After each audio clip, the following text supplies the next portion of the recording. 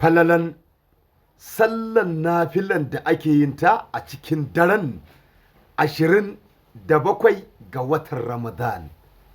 Kuma masoya manzan Allah, ina muku albishir da cewa wannan daren ita ce daren lailatul qadari.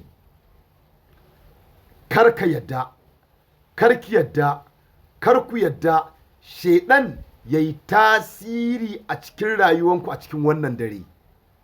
Annabi Muhammadu sallallahu alaihi wasallam ya ce duk wanda Allah subhanahu wa ta'ala ya taimake shi ya yi wannan sallan nafilan a cikin wannan dare, irin ganima da daraja da martaba da Allah zai baka lada kamar ladan da aka ba annabin Allah annabi Musa alaihi salatu wassalam.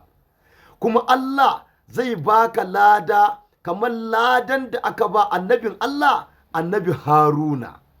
Kuma Allah subhanahu wa ta'ala zai baka lada adadin duk abin da rana ta haska shi a wannan ranan. Sannan kuma ranan tashin alkiyama Allah zai tashe ka a cikin sahun annabawa, in ji annabi Muhammadu sallallahu alaihi wasallam.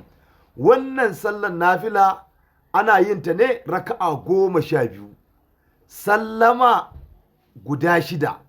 A cikin kowane raka za ka biya fatiha kafa 1, sai ka biya inna anzalnahu fi lailatul qadri zuwa ƙarshe kafa 10. Idan ka idar za ka biya sunan Allah ya ra'ufu, ya ra'ufu,